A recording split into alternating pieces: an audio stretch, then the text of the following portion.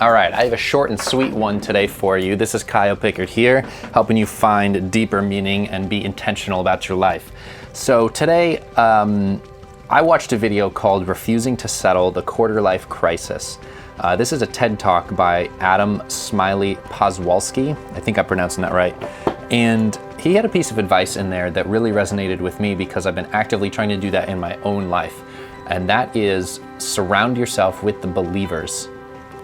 I love this concept because, in fact, let me show you the clip first. Let me show you a piece of this TED Talk, and I'll put the full link to the video in the description here, so you can check that out if you want. And here's the clip. So the first lesson I learned, find believers. Surround yourself with people that believe in the beauty of their dreams. Because I used to come home in DC every night to my roommate, Dan, and I'd be like, Dan, I hate my job. I don't want to do this anymore. I want to move across the country. I want to live in San Francisco. I've always wanted to live there. I want to start writing. I want to start being a creative. I want to start supporting social entrepreneurs. I want to start supporting young people that are going after their dreams. And Dan would look at me, stare, roll his eyes, take a swig of beer, say, Smiley, suck it up. Everyone hates their job. It's part of life. And I was like, man, that's kind of brutal. I was 28 at the time, which is old, but it's not that old. I didn't really want to spend the next 40 years of my life depressed. But you know what? The majority of the world thinks like Dan. 70% of Americans are disengaged at their jobs. 70%. 1/5 of those people are so disengaged, they're actively undermining their coworkers' work.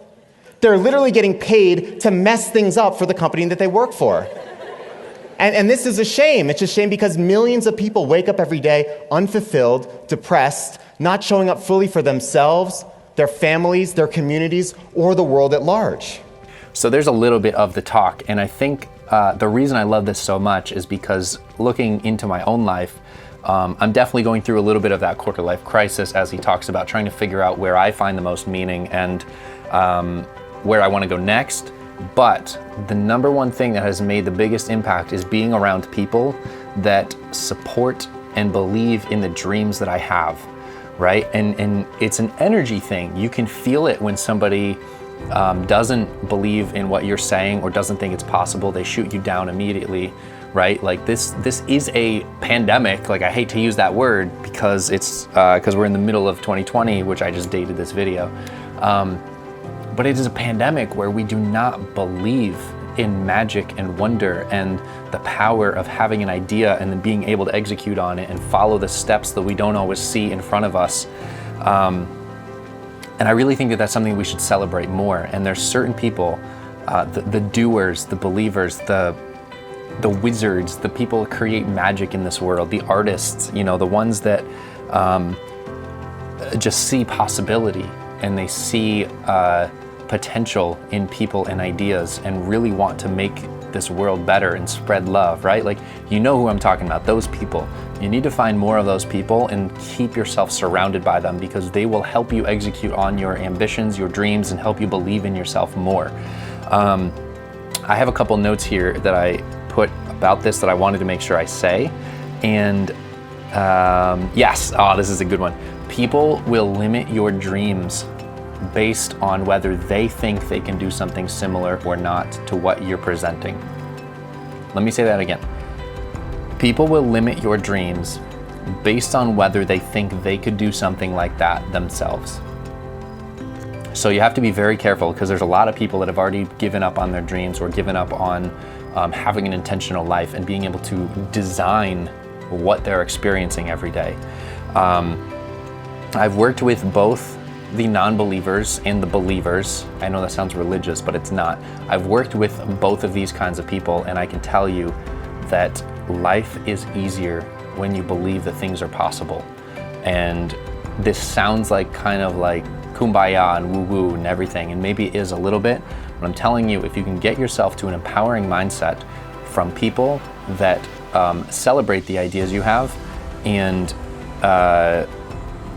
help you see the path clearer,